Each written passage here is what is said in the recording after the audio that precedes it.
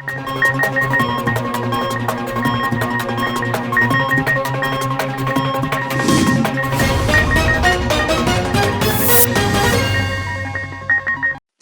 MP Hanumant Rao, जिन्होंने मरकजी हुकूमत से मुतालबा किया है कि कौमी परचम के डिजाइनर पिंगली वेनिकिया को भारत रत्न से नवाजा जाए, ने परचम की तख्लीक की सालगिरह पर उन्हें खराज अकीदत पेश किया।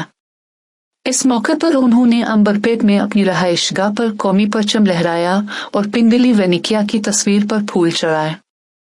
तकरीब से खिताब करते हुए उन्होंने नोट किया कि पिंगली वेनिकिया ने कौमी परचम को महात्मा गांधी की तजवीज़ पर डिजाइन किया था और जोर देकर कहा कि ऐसी मुमताज शख्सियत को भारत रत्न से नवाजना मरकजी हुकूमत की जिम्मेदारी है।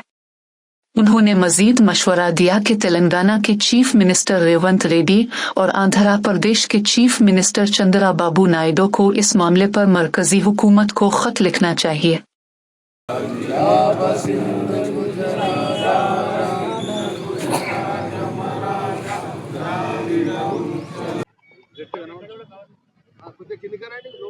ఎవడు మాట్లాడొద్దురా భయ్.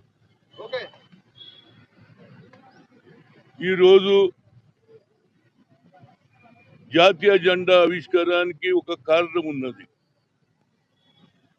ఆ రోజులలో 1921లో మహాత్మా గాంధీ గారు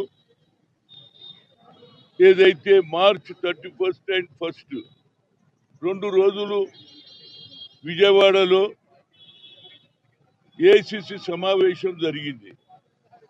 ఆ సమావేశంలో రెండో రోజు మహాత్మా గాంధీ గారు పింగళి వెంకయ్య గారు నువ్వు జెండా తయారు చేసినావు, ఆ మోడల్ చూపించమన్నాడు. అంటే ఆయన ఆ జెండా ఏ విధంగా ఉండాలని నందిగూడెం గ్రామంలో దొరవారి అక్కడ ఉంటూ ఆయన మచిలీపట్నం ఆ రోజులలో అది బ్రిటిష్ పరిపాలన ఉండేది. దాని తర్వాత కృష్ణా జిల్లా ఏదైతే కోదాడు ఇప్పుడు తెలంగాణలో ఉన్నది.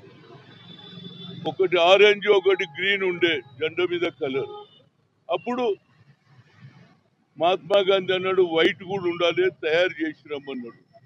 దాని తర్వాత ఆ జెండా ఆవిష్కరించడానికి 22 నరేంద్ర మోడీ గారు మీ మాట వింటారు. అదేవిధంగా రేవంత్ రెడ్డి గారు కూడా చెప్పి ఈ జెండా తయారు చేసినట్టు పింగళి వెంకయ్య గారికి భారత రత్న ఇవ్వాలనేదే నా ముఖ్య ఉద్దేశం. అందుకుంటే ఇవాళ రోజు మహాత్మా గాంధీ గారికి సమర్పించినటువంటి జెండా ఏ విధంగా ఉండాలని చూపించిన రోజు కాబట్టి ఇవాళ జాతీయ జెండా మా ఇంటి దగ్గర, అదేవిధంగా ఇక రాను రాను అన్ని జిల్లాలలో కూడా పింగళి వెంకయ్య గారి గుర్తింపు జాతీయ జెండా ఎగురవేయాలనేదే నా ముఖ్య ఉద్దేశం. భారత రత్న ఇచ్చే వరకు నా పోరాటం కొనసాగిస్తా.